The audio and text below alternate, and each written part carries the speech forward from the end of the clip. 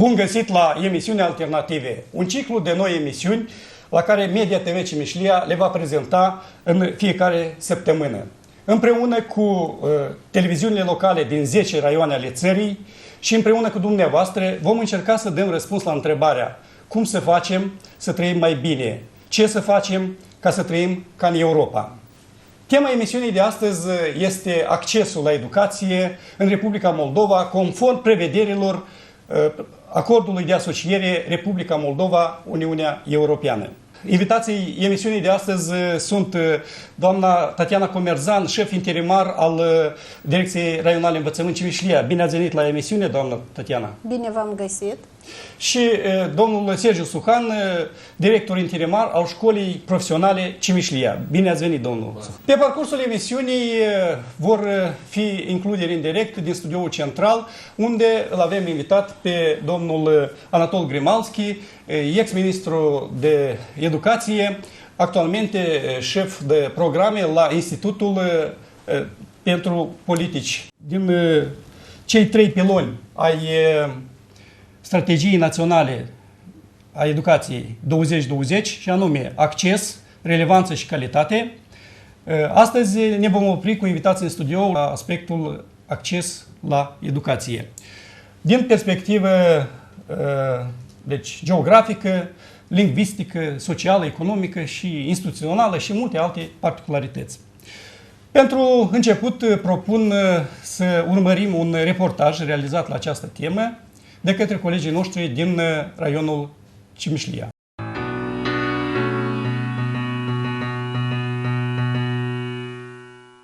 Este ora 7:30 dimineața. Frații Maria și Kiril Angel din satul Ekaterinovka au pornit spre școală. Drumul pe care l-au de parcurs este mai lung decât în anii precedenți și asta pentru că trebuie să meargă la școala din Cimișlia. Din cauza numărului mic de elevi, anul trecut gimnaziul din Ekaterinovka a fost reorganizat în școală primară grădiniță. Astfel, cei câțiva zeci de elevi au fost direcționați către alte instituții de învățământ.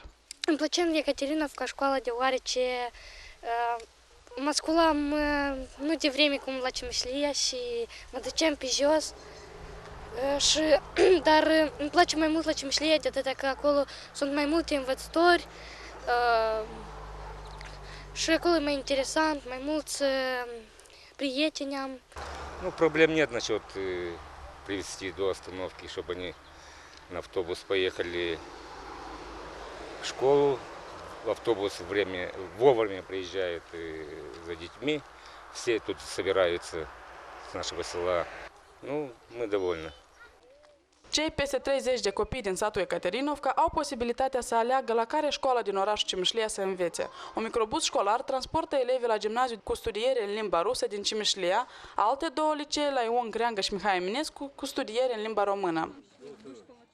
Я училась тут с Машей, а потом мы вошли в Чимишлию. И мне было легче в Екатериновке, но в Чимишлии чуть-чуть тяжелее. La Чимишлии мы învățăm limba română.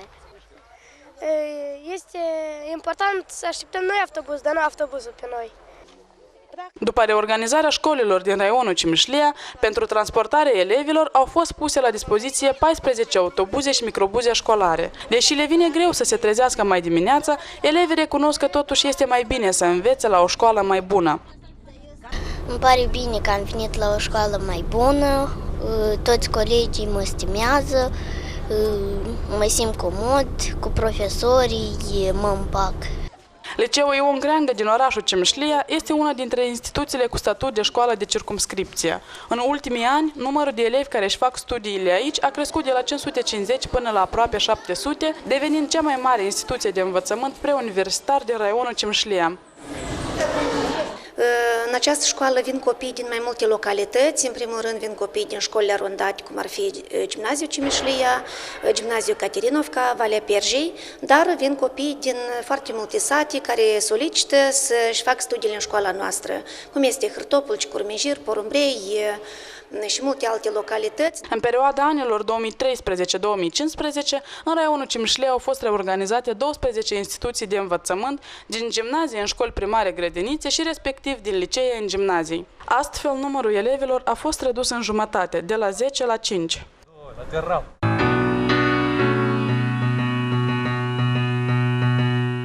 Doamna Comerzan, raionul Cimișlia a fost pionier în reorganizarea instituțiilor de învățământ în Republică. Au fost probleme, au fost plângeri și chiar proteste din partea părinților, elevilor, profesorilor. Până la urmă, reforma a demarat și continuă și în prezent. Vreau să vă întreb dacă aceste schimbări, aceste reforme nu au limitat accesul copiilor la educație. Adică ce alternative propune autoritățile locale elevilor, părinților, copiilor pentru a alege o nouă instituție de învățământ. Instituțiilor în raionul Cimișlie, într-adevăr, a fost o reorganizare pilot. A început cu aprobarea de către Consiliul Raional în 2013 a strategiei de optimizare a rețelelor școlare și create 11 instituții de circumscripție. Deci, pentru transportarea copiilor sunt utilizate 14 unități de transport și în prezent sunt transportați 673 de elevi, comparativ cu anul trecut 669. Deci, la alegerea părinților, părinții ar dori ca copiii să învețe într-o școală mai bine dotată, cu cadre didactice specialiști, performanți, cu săli sportive amenajate conform cerințelor actuale și cu un număr de elevi în clasă puțin mai mare, care creează niște competențe pentru formarea la elevi, a unor abilități competitive. Și Direcția de Învățământ Cimișlia deci propune școlilor arondate, școlile de circumscripție, dar până la urmă decide totuși părintele unde să meargă copilul său. Da, doamna Comerzan, dacă ne spuneți în ceea ce privește elevii mai în vârstă, deci sunt transportați, a spus, cu autobuzele școlare. Dar cei din clasele primare sau cei care sunt, eu știu, mai mici? Respectiv și copiii din clasele primare care doresc părinții ca copiii lor să învețe în școlile de circumscripție, toți sunt transportați cu aceste autobuse școlare.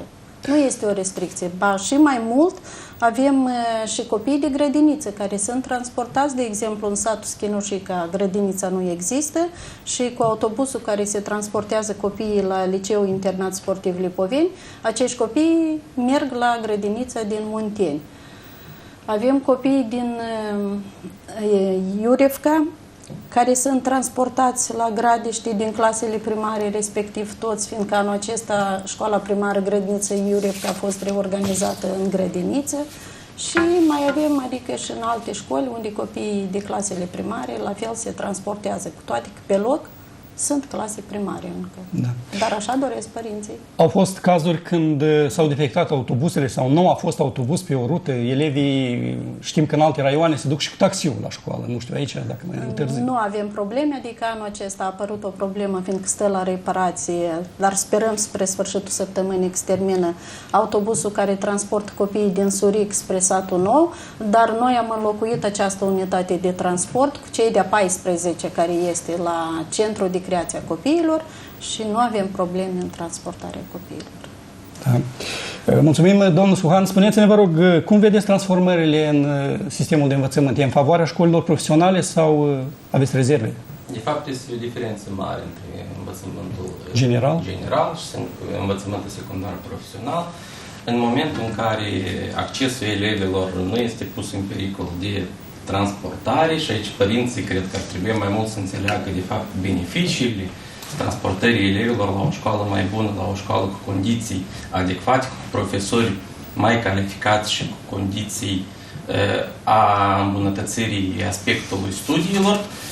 Pe când în școlile profesionale, de fapt, o să vedem că marea majoritate a elevilor care vin în școlile profesionale sunt elevi din familii socialmente vulnerabile și atunci accesul lor, într-un fel, dacă ar fi să vorbim, fiindcă în învățământ profesional există aceeași problemă, optimizarea rețelelor instituțiilor, rețele de instituții de învățământ, accesul acestor elevi, într-un fel, va fi limitat în momentul în care vor fi lichidate unele instituții secundare profesionale. Da, să înțelegem că la Cimișlia cu transportarea elevilor este bine, cu reorganizarea tot. Să vedem care este situația în Republică la acest capitol și în acest context m-aș adresa către Anatol Grimalski, expertul de la Institutul pentru Politici Publice, ex-ministru al Educației. Deci ne arondăm, ne ajustăm la standardele europene, domnul Grimalski, sau într-un fel batem pasul pe loc în reforma din învățământ, din educație în Republica Moldova? Am mai trecut odată prin acordul de asociere pe care l-a încheiat Republica Moldova și Uniunea Europeană și vreau să vă spun că în ansamblu Moldova se conformează tendințelor europene, conform cărora pe primul loc sunt interesele copilului, elevului, studentului. Și vreau să vă spun că reformele care au loc în Republica Moldova, atât în învățământul general, cât și în învățământul profesional tehnic, sunt monitorizate de societatea civilă. Eu aici apar și în calitatea de coordonator de proiect finanțat de Fundația Soros Moldova, titlul căruia este Pentru un învățământ deschis, accesibil și ghidat de cetățeni, de interesele cetățeanului, și tot timpul ținem în vizor anume accesul la studii. Vreau să vă spun că, cu regret, foarte mulți cetățeni confund proximitatea, adică vecinătatea, cu calitatea studiilor. Faptul că pe o clădire e scris școală și faptul că elevul nu trebuie să meargă undeva departe, parcurge 100 de metri și este deja în clasă, nu înseamnă că el învață. Datele statistice arată foarte clar. Școlile mici sunt ineficiente, banii se cheltuie în zadar și, mai grav, școlile mici nu sunt efective, copiii nu sunt învățați. Dacă am construit un grafic, nu vreau să mă duc în matematică și statistică, numărul de elevi în școală și rata de promovare la bacalaureat, cu regret, școlile care au mai puțin de 10-15 absolvenți, rata de promovare este de 30-40%. Prin urmare, dacă vorbim de accesul la studii, trebuie să concentrăm copiii, elevii în școli mai mari. Și ați văzut chiar din reportajul care a fost derulat un pic mai înainte, copiii se simt mai bine, se socializează și, într-un fel, trebuie să devenim și noi o națiune mobilă. Să nu fim legați numai de curtea casei în care ne jucăm. Da, uneori populația înțelege în mod greșit acțiunile care duc la optimizarea rețelei de instituții de învățământ. Uneori aceste acțiuni sunt folosite de unele forțe politice rău intenționate care îi dezorientează pe copii și pe părinți. Dar, încă o dată repet, noi, reprezentanții societății civile, noi, specialiștii în politici educaționale, am ajuns la concluzia că reforma are un impact pozitiv asupra accesului la educație. Mai mult ca atât, noi monitorizăm datele în învățământ. Vreau să vă spun, în ansamblu pe țară, toți copiii care au fost transferați din școlile optimizate în școli mai mari nu au abandonat școala. Da, avem cazuri de abandon în Republica Moldova. Anul precedent erau circa 500 de copii. Atenție mare, nici unul din ei nu era din clasa sau școala care a fost închisă. Prin alte cuvinte, școlile supuse optimizării. Este un proces dureros, toți înțelegem acest lucru. Sunt sub monitorizare, soarta fiecărui copil este atent urmărită atât și de colegii noștri în cazul de față din direcția Cimișlia, în ansamblu pe țară, din raioane și municipii. Referitor la învățământul profesional tehnic, situația e mai complexă și domnul director a subliniat acest lucru. Abordările sunt diferite, dar și misiunile sunt diferite. În cazul învățământului general, licee, gimnazii, școli primare, învățământul devine obligatoriu. Pe viitor, conform codului educației, până la 18 ani tinerii trebuie să învețe undeva, sau în liceu sau în școală profesională, și evident că trebuie să avem grijă de rețeaua de școli profesionale și problemele accesului trebuie să le analizăm foarte atent. De ce oare în școlile profesionale se duc numai copiii, în linii mari, din familii vulnerabile? Este o problemă pentru Republica Moldova. Eu susțin abordarea spusă de domnul director. Din punctul dumneavoastră de vedere, unde decurg reformele mai ușor sau mai rapid sau mai lent? În localitățile rurale sau cele urbane? Și care sunt provocările acestor localități în legătură cu reforma în învățământ? Ar face o sinteză a datelor ce caracterizează progresul înregistrat în reforma rețelelor de instituții de învățământ, trebuie să recunosc că mai multe instituții supuse optimizării au fost din localitățile rurale. Acest lucru se explică prin mai mulți factori, principalul din el fiind, evident, eficiența. Nu poate exista o școală într-o localitate unde nu sunt copii. 2 copii într-o clasă nu învață. Clasele hibrid, să le numim așa, este un termen acolo în educație, nu-l mai țin minte, când se predă concomitent la clasa a 2-a, a 4-a și a 6-a într-o încăpere și în altă încăpere la clasa a 1-a, a 3-a și a 5-a, copiii nu fac carte. În fine, viitorul lor este de pe acum sacrificat. Și de aceea mai multe școli supuse optimizării au fost din localitățile rurale. Deci, în studiul realizat în cadrul proiectului despre care eu vorbeam, finanțat de Fundația Soros Moldova, avem și un proiect finanțat de Ministerul Educației. Noi am împărțit școlile supuse optimizării în 4 categorii. Ele sună așa: școli care nu pot fi închise. De exemplu, se află într-o localitate, iar școala cea mai apropiată este la 20 de kilometri. Nu poți transporti copiii din clasele primare la 20 de kilometri.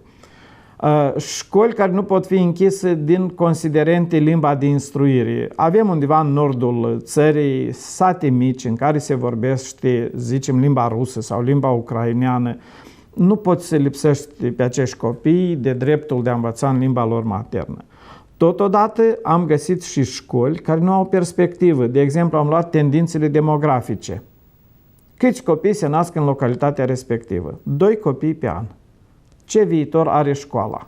Evident că orice gospodar cu rațiune își dă seama, un transport școlar este de 10 de ori mai ieftin decât să întreții o școală propriu-zisă care este pustie.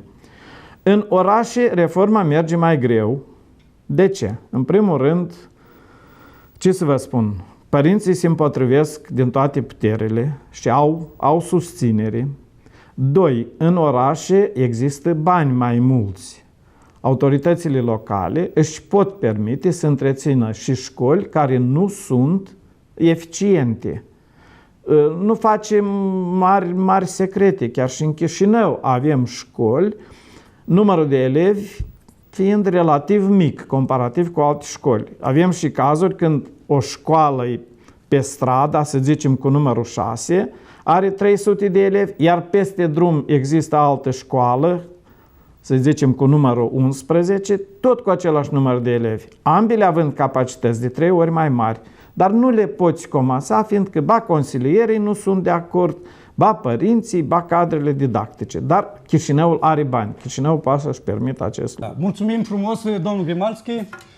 Vom încerca să aducem și un alt exemplu. Spuneați dumneavoastră că școlile mici nu au perspective. Iată că la Basarabeasca au încercat să păstreze o școală mai mică, deși aici în raion decurg reforma învățământului cu greu.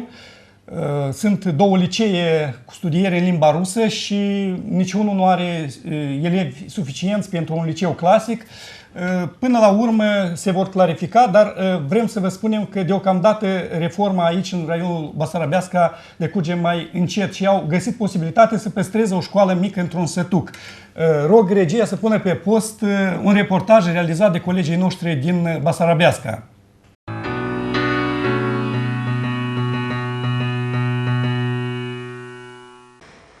Criza demografică închide școlile. În multe localități, școlile sunt incomplete, având un număr insuficient de copii. La gimnaziul Grădiniță din satul Iordanovca învață 66 de copii, deși clădirea este prevăzută pentru un număr de circa 200. Cu cât numărul de copii este mai mic, cu atât și întreținerea este mai costisitoare. De aceea există riscul că și această instituție să fie lichidată. Este problema că nu se ajung bani pentru salarizare pedagogilor și nu se ajung bani pentru întreținerea clădirii gimnaziului, grădiniței. De ce este riscul cu ceea ce eu niciodată nu am fost și nu sunt de acord. Dar eu vreau să pornesc de la o altă formulă ce ține de activitatea gimnaziului grădiniței din satul Iordanovca, pentru că ne dăm bine seama că asta este un puls, asta este inima activității satului, pentru că, cu părere de rău, dacă nu există școală, nu există grădiniță, despre ce perspectivă mai putem vorbi dezvoltarea acestui sat. Până acum, instituția a supraviețuit optimizării grație eforturilor primarului, pentru care funcționarea acestei școli a devenit o prioritate. În 2011, fiind ales în calitate de primar, eu am făcut prima optimizare din raionul Basarabească, am făcut-o eu, aducând grădinița de copii în clădirea gimnaziului, cu scopul de a reduce din cheltuielile pentru întreținerea clădirii. Ceea ce noi și-am obținut. Dacă doriți, eu vă dau câteva cifre. Dacă în 2012 și 2013 pentru întreținerea clădirii au fost cheltuite 164.822.000 de lei, iar în 2015, asta datorită instalării cazanului pe biomasă, care în primărie au câștigat acest proiect și am instalat cazanul pe biomasă, s-a dovedit că este mai eficient cazanul pe biomasă decât cazanul pe gaz, dar în 2015, iarăși pentru a nu permite închiderea gimnaziului, primăria și-a asumat responsabilitatea de a achita, de a întreține clădirea. Și iată aici avem rezultate de 72.454.000 de lei s-au cheltuit numai pentru întreținere. Școala este un moment vital pentru un sat, de aceea vestea că școala ar putea fi închisă a devenit durerea întregului sat. Sat fără școală, nici nu există sat. Și vrem ca copiii noștri să frecventeze școala noastră, care e înnoită, e schimbat ferestrele, e făcută reparație pe afară, e făcută. Și vrem să și școala mai departe. În caz de se va închide, elevii vor face naveta în fiecare dimineață în satul vecin pentru a-și face studiile, situat la o distanță de 3 kilometri. Din considerent, noi suntem clasa 9, noi aici avem examen și aș dori ca să terminăm examenele aici, că aici avem profesori care ne cunosc, suntem aproape de școală. Mie îmi pare rău că se închide gimnaziul, pentru că eu trăiesc aici la Iordanovca și este mai ușor să venim dimineața la școală. Gimnaziul are 10 cadre didactice. Profesorii consideră că orice reformă trebuie implementată ținând cont de necesitățile și specificul fiecărei localități. La fel, ei consideră că în cazul procesului de optimizare a școlii ar putea lua proporții abandonul școlar. Cred că cel mai mare risc de închidere acestui gimnaziu va fi că mulți copii care vin din familii social vulnerabile și mai ales acei care mai au un retard mental redus, nu vor frecventa școlile permanent, așa cum câteodată o fac și la noi în școală, dar în școală se duce un control foarte mare. Desființarea școlilor mici va continua și în următorii ani, în cadrul unui proces de optimizare, promovat de Ministerul Educației. În prezent, Moldova alocă 9% din produsul intern brut pentru educație, mai mult decât în țări ca Statele Unite sau Canada.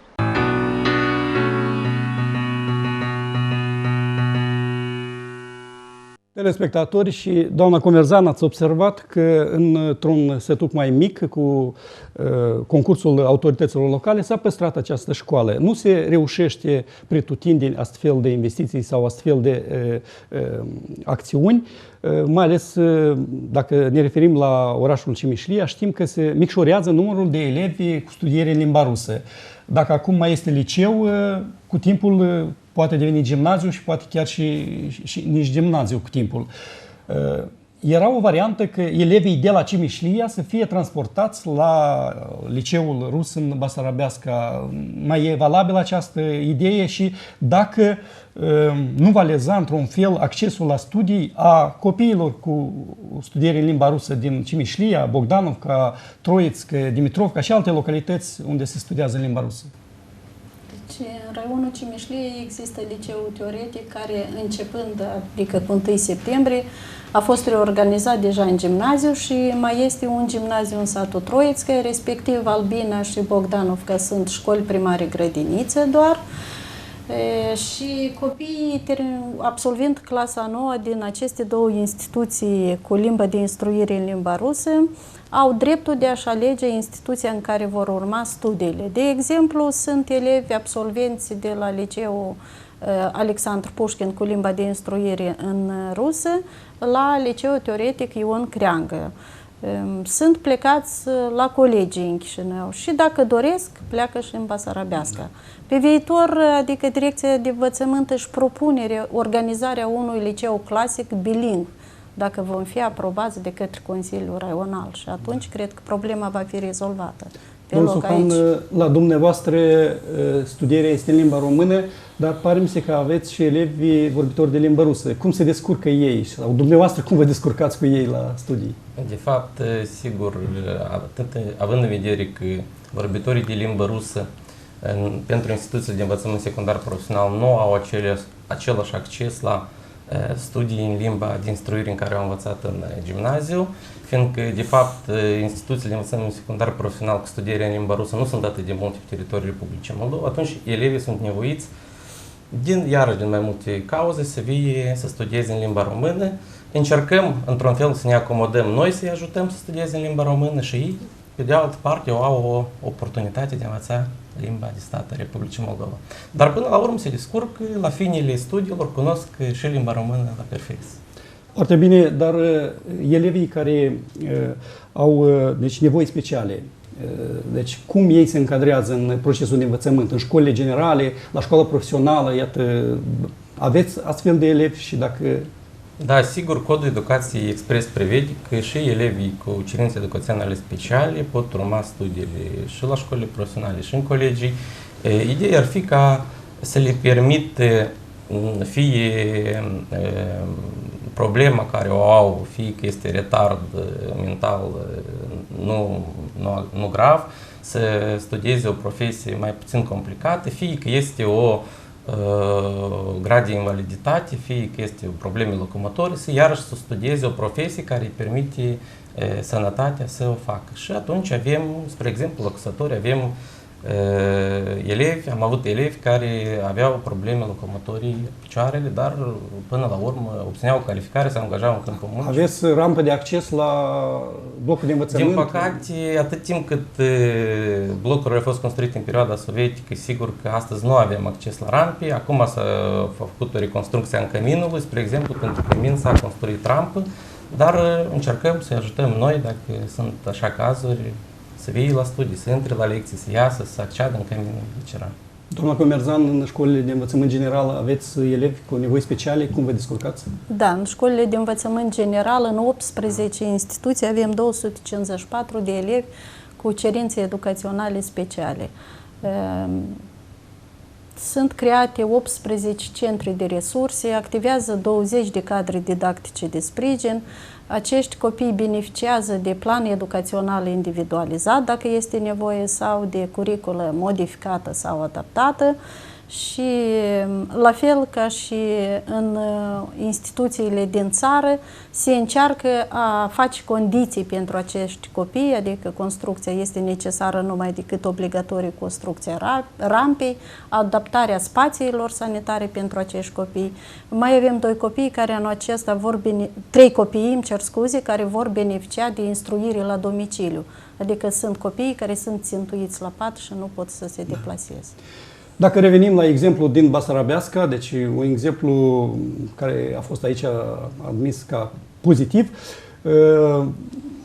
să vedem ce facem pe viitor, fiindcă școli mici devin tot mai multe. Numai în raionul Cimișlia, dacă nu mă înșel, 8 școli nu au clasa 1 anul acesta.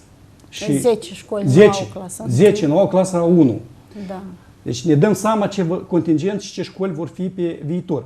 De aceea am vrea să aflăm și părerea domnului Anatol Grimalski, expert de la Institutul de Politici Publice, ex-ministru al Educației. Totuși, care este calea? Să găsim mijloace și să păstrăm școli mici sau totuși să facem școli de circumscripție, să concentrăm elevii în niște școli mai performante, mai bune, mai dotate pentru studii mai bune? Practica europeană arată foarte clar, școli mici nu există.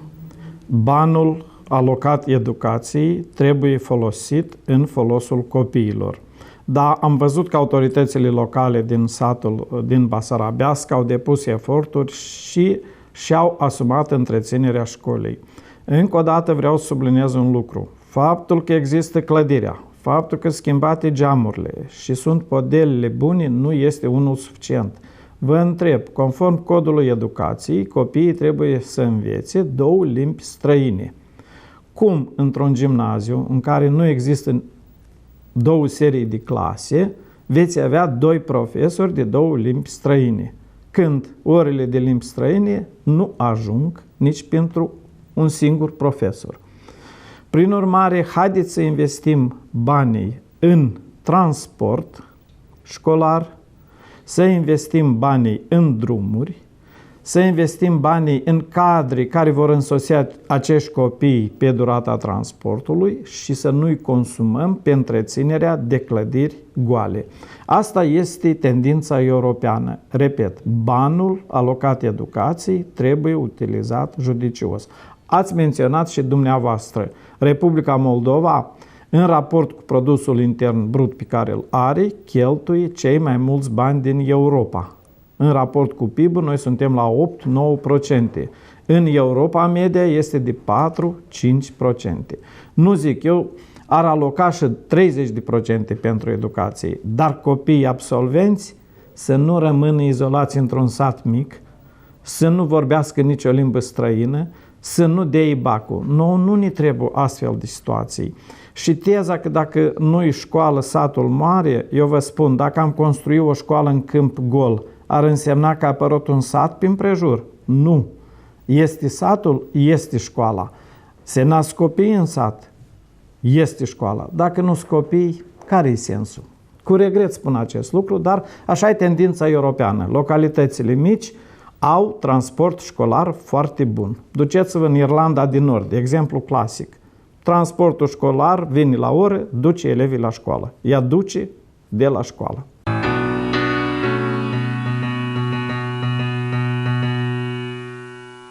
În Republica Moldova, începând cu anul 2018, nivelul de studii obligatoriu va fi până la vârsta de 18 ani. Deci, ceea ce înseamnă că elevii care absolvesc 9 clase, gimnaziu, urmează să continue studiile obligatoriu în liceu sau școli profesionale și colegii. Deci, reieșind din aceasta, vreau să vă propun să urmăriți un subiect de la colegii noștri de la Euronova din Ungheni despre felul cum a fost admiterea 2015 în aceste instituții, școli profesionale tehnice și colegii. Vă rog!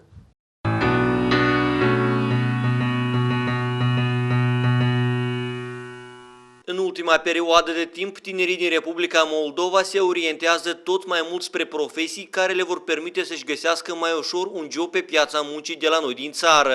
Această părere este împărtășită și de elevii Colegiului Agroindustrial din orașul Ungheni. În prezent aici își însușesc profesiile de mecanizator, merceolog, contabil sau agronom aproximativ 500 de tineri. Cei mai mulți dintre ei sunt de părerea că specialitatea obținută la un colegiu sau o școală profesională le va fi mai utilă decât să-și continue studiile la un liceu. Tinerii care vin, deci nu se mai duc la licee pentru a da bacul, dar vin deja aici, deja au înțeles ceva mai real, că este necesar în această țară. Țara noastră este o țară agrară și are nevoie de noi specialiști în domeniul agriculturii și specialitatea de tehnolog este o specialitate foarte folositoare pentru țara noastră. Profesia mecanizare agriculturii am ales, deoarece, nu știu, profesie bărbătească, pentru Republica Moldova este necesar. Totodată, pentru a convinge tinerii să-și continue studiile anume aici, administrația Colegiului Agroindustrial din Ungheni a reușit în ultimii ani să îmbunătățească considerabil baza tehnico-materială a instituției. Drept exemplu, aici elevii pot să-și dezvolte capacitățile profesionale în baza unor sere sau laboratoare performante. Laboratorul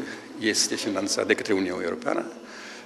El conține echipament metrologic care se folosește în practică de toate zilele la fabricile, uzinile de conservare. Al 5-lea an activează aceste serii. Elevii sunt foarte mulțumiți că singuri încep de la însemânțare, de la prelucrare și până la plantare și culegerea sau și chiar comercializarea acestor produse. Datorită unor acorduri de colaborare cu practic toți agenții economici din localitate, elevii care își fac studiile în cadrul Colegiului Agroindustrial Ungheni au posibilitatea să acumuleze experiență practică sau chiar să-și găsească un loc de muncă pe specialitatea aleasă. Iar faptul că profesiile oferite de instituția dată sunt atractive pentru tineri o demonstrează și numărul mare de solicitări din acest an pentru un loc la o specialitate sau alta. Au fost cerințele destul de mari, întrucât concursul a fost aproape 1 la 2.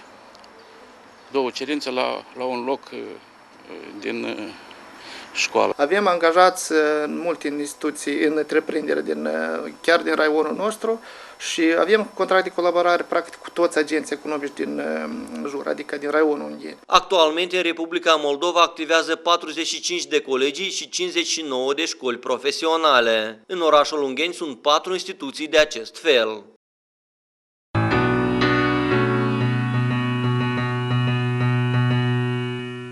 Am revenit în platou. Pe de o parte, am observat în acest reportaj că tinerii au năvălit la colegii. Pe de altă parte, cunoaștem datele statistice că multe locuri au rămas vacante, inclusiv bugetare, la facultăți chiar. Aproape 1000 de locuri pe toată Republica. Și pe de altă parte, s-a anunțat că s-a redus numărul de școli profesionale. Deci, numai în acest an, 12 au fost, într-un fel, reorganizate. 5 au fost reorganizate, 5 înghițite de cele reorganizate, iar 2 chiar au fost lichidate. Școala profesională din Cimișlia, domnul Suhan, în calitate de director interimar al instituției, a trecut prin această reorganizare. Simțiți această problemă și dumneavoastră? Sigur, ca și dacă în instituțiile de învățământ general reorganizările și reformele au început mai devreme, începând cu anul 2009, aș spune, dar vizibil s-a văzut în anul 2011, reforma a atins și școlile profesionale, învățământul profesional. Atunci a fost elaborată o strategie de dezvoltare a învățământului profesional, strategia din 2013-2020, respectiv mai târziu Republica Moldova a obținut niște bani de la partenerii europeni în jur de 25 de milioane de euro, care pe viitor vor fi absorbiți de instituțiile care vor rămâne în urma reorganizării. Ce s-a întâmplat în anul acesta, de fapt, este o consecință iarăși a numărului scăzut de elevi. În rezultat am avut o hotărâre din guvern conform noului cod al educației. Au dispărut școlile de meserii, care ofereau o meserie cu termenul de studiu doar de un an de zile. Avem astăzi doar școli profesionale și colegii. Totodată vor apărea în următorii ani centrele de excelență, ba mai mult ca atât 5 dintre centrele de excelență deja au apărut astăzi în Republica Moldova. Și cred că reorganizarea școlilor profesionale vor continua atât timp cât într-o instituție cu capacitatea de 500-600 de locuri, astăzi unele școli profesionale învață 100-150 de elevi. Sigur, e aceeași problemă. Ca să asigurăm calitatea, este nevoie de a reorganiza instituțiile, de a face mai puține instituții, dar mai performante.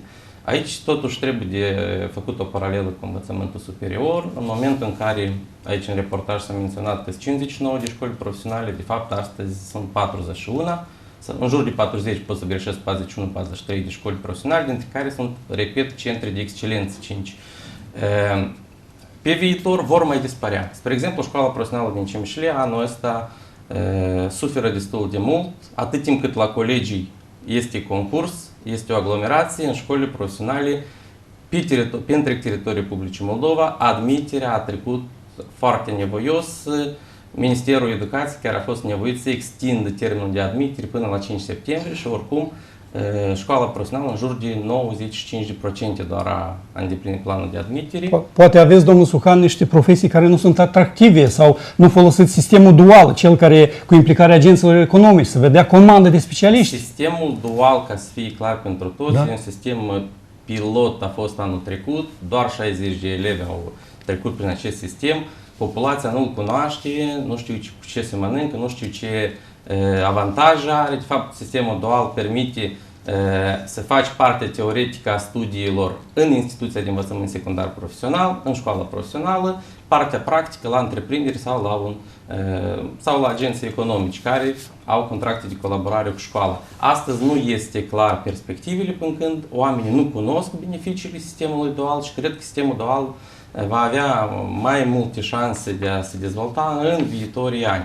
La moment, diferența dintre o școală profesională și un colegiu, colegiile, elevii fiind într-un fel speriați, să spunem direct, de rezultatele bacului, au năvălit în colegii care le permite obținerea bacalaureatului și până când mai înconjoară școlile profesionale, atât timp, din păcate, când ele vor fi neatractive, pentru că ultimii 20 de ani cam puțin s-a investit în acest domeniu. Mulțumim, doamna Comerțan. Elevii după 9 clase, ce fac? Îi urmăriți acum? Înțeleg că acum învățământul obligatoriu e 9 clase, deci, da, după 9 clase. Dar în 2 ani va trebui să fie, deci până la 18 ani. Cum vedeți dumneavoastră soarta acestor copii după absolvire?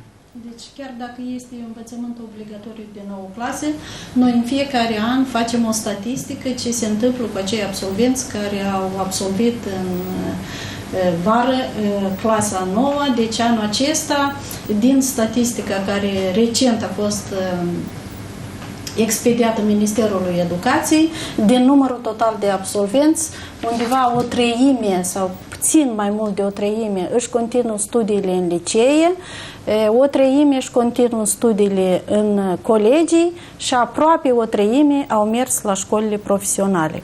Mai avem câțiva copii care nu sunt determinați sau sunt plecați cu părinții peste hotare. Da. Am vrea să aflăm și părerea domnului Anatol Grimalski din studioul central de la Chișinău privind acest aspect. Ce va fi cu elevii, deci, în viitorii 2 ani, după ce absolvesc 9 clase și urmează să parcurgă această cale la școala profesională tehnică sau la colegiu obligatoriu. Nu-i vom goni noi cu deasila, cu arcanul, să învețe și să fie doar la număr acolo în aceste școli.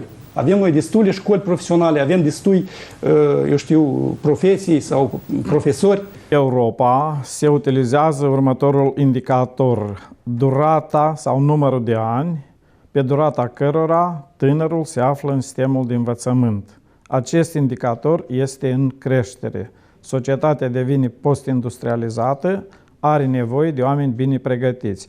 Prin urmare, când s-a adoptat codul educației, s-a fixat 18 ani, sună în felul următor, vârsta învățământului obligatoriu.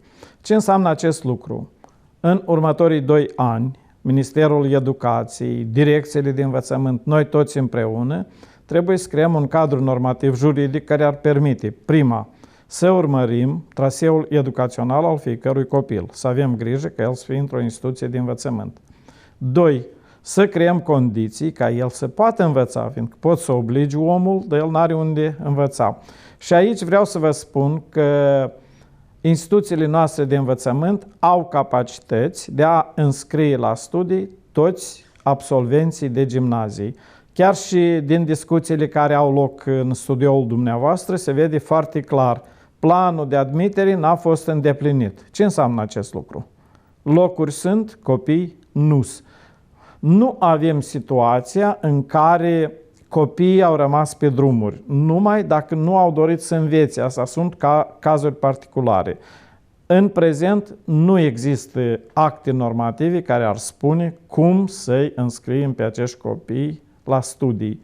Și evident că Ministerul Educației Organizațiile care lucrează în domeniul educației au nevoie de ajutorul specialiștilor, celor care lucrează în direcțiile de învățământ, în școli, în școlile profesionale. Veniți, vă rugăm, cu propuneri ca să soluționăm această problemă. Avem situația când deci, se cer aceste reforme, pe de altă parte se aud deci, acum lozinci că prea repede facem aceste reforme și că, adică, într-un fel, nu erau nevoi așa de mari reforme să le facem.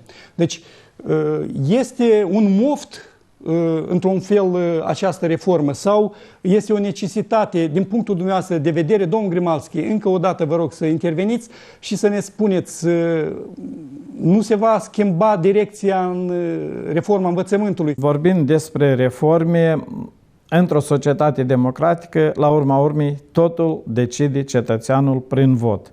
Dacă satul X dorește să-și păstreze școala nereformată, așa cum este ea, să o facă. Important este tot el să o finanțeze.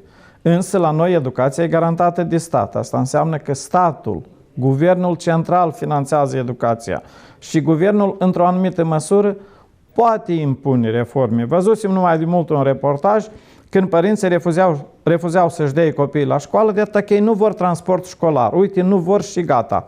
Cu regret, cu acești părinți n-a vorbit nimeni să le explice care sunt așteptările, ce doriți ca copilul dumneavoastră să facă. Sau văzusem o fetiță care spunea că are examenele de absolvire a gimnaziului și vrea să le susțină în gimnaziu.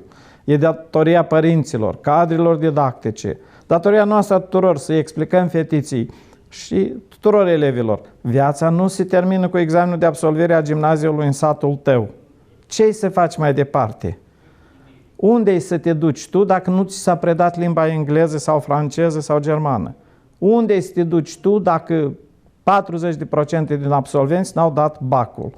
Prin urmare, reformele într-un fel sunt impuse de guvern, sunt impuse. Și evident că instabilitatea politică câteodată naște și speranțe că poate reformele vor fi, să zic așa, reprogramate, modificate. În opinia celor care lucrează în domeniul educației, este clar, reformele trebuie continuate și eu sunt sigur că ele vor fi continuate. Dacă ne dorim o viață în Europa, noi trebuie să pregătim copiii să fie competitivi. Nu numai, mă scuzați, să spele podelele în Europa, dar și să lucreze și în instituții de învățământ, instituții de cercetare, la fabrici și așa mai departe. Aderarea la Uniunea Europeană presupune că ne reformăm și noi, ne reformăm școala și că avem așteptări mai mari. Nu ne limităm viața noastră la mica noastră grădină care o avem, mica parcelă de pământ sau cele câteva zeci de oi pe care le creștem. Nu! Ne gătim, ne pregătim să activăm într-o lume modernă. Nu trebuie să schimbăm cursul reformelor. Da. Vă mulțumim. A fost Anatol Grimalski, fost ministru al educației și director de programe la Institutul de Politici Publice din Republica Moldova. Stimați experți, stimați invitați din studioul de aici, doamna Comerzan, vreau să vă întreb într-o minută, două, dacă puteți să ne spuneți ce provocări aveți pentru acest an în reforma învățământului. Ce se prevede așa pe scurt? Deci, pentru acest an avem elaborat deja programul de dezvoltare a învățământului la nivel local pentru perioada 2015-2020, care a fost deja susținut la o comisie mixtă din membrii Ministerului Educației și Universității de Stat din Moldova, care urmează a fi aprobat de către Consiliul Raional. La fel avem program de dezvoltare a educației inclusive și respectiv avem reorganizarea însăși a Direcției de Învățământ, care se reformează la Codul Educației, la Strategia Educației 2020. Da, dar când spuneam că în 10 localități nu sunt elevi în clasa 1, ce perspective sunt? În aceste localități oricum s-au păstrat școlile, deci dacă comparativ cu raionul Basarabeasca, noi avem din 2013 până în prezent reorganizate 10 gimnazii în școli primare grădinițe, adică aduse grădinițele în gimnaziu, pentru optimizare și aici unde avem 2 clase sau 3 clase se face și la noi instruire simultană, deci respectiv clasa 1 cu clasa 3 sau clasa 2 cu clasa 4, dacă este nevoie și altă combinație de clasă, unde disciplinele de bază sunt predate de către diferiți învățători, iar celelalte discipline, de exemplu, educație fizică, plastică, muzicală, moral-spirituală, educație tehnologică, lecțiile se fac împreună cu copiii și din clasa 1 și clasa 3. Adică oricum am mers la menținerea instituțiilor în localitățile mici. Spuneți-ne, vă rog, acum, la începutul anului școlar, avem abandon de școală, avem neșcolarizați copii? În neșcolarizați copii avem doar 2 copii. Unul din ei este din satul Ialpujeni, unde nu se află pe teritoriu, adică este implicat și polițistul de sector, comisia din școală, deci pe teritoriu nu se află nici mama, nici copilul. Și mai avem un copil din satul Selemet, care lucrează la lucrări de sezon acum cu părinții și tot nu este în teritoriu, dar au promis că copilul va fi în școală. Au copiii acces la literatură în bibliotecă? Au cu ce învăța? Au acces la... Este și acces la bibliotecă, toate manualele sunt date prin arendă, copiii din familii socialmente vulnerabile, manualele sunt date gratis. Bibliotecile, unele biblioteci din unele instituții sunt dotate și cu calculatoare unde pot copiii să lucreze. Avem școli unde avem clase multimedia, deci acces la literatură și prin intermediul internetului. Mulțumim, domnul Suhan. Spuneți-vă, vă rog, geografic, de unde sunt elevii în instituția dumneavoastră și dacă depinde, și e foarte important, dacă școala profesională tehnică din Cimișlia, vin mai mulți de aici, sunt mai aproape de casă sau nu e chiar așa? De fapt, școala profesională din orașul Cimișlia oferă posibilitatea tinerilor din 2 raioane să vină la studii în învățământul profesional. Este vorba de raionul Cimișlia și raionul Basarabeasca, care nu are astfel de instituții. Totodată, școala încearcă începând cu anul ăsta să se specializeze într-un singur sau maxim 2 domenii de activitate, astfel că până în ultimii ani am avut un spectru larg de profesii, circa 6-7 profesii. Astăzi, sub influența reformei, ne specializăm în 2 domenii, construcții și cu preponderență în agricultură, pentru a crea o bază tehnică-materială mai bună. Țin să menționez că începând cu anul acesta, conform codului educației, durata studiilor este de 2 ani, nu mai există grupele de meserii și aici este o problemă în înțelegerea copiilor, adică copiii de clasa 9 nu cunosc care sunt perspectivele obținerii unei profesii. Până la clasa 9 merg cu gândul că cel mai important este să obțin certificatul de studii gimnaziale, după care voi vedea ce facem. Nu este un program de ghidare în cariera tinerilor și atunci poate aceasta este și problema necompletării planurilor de admitere în instituțiile secundar profesionale, mă refer la școlile profesionale. Toate cele bune, pe curând, țin să mulțumesc tuturor care au fost alături de noi și să ne vedem la noi emisiuni alternative cu soluții alternative în soluționarea problemelor pe care le avem cu toții.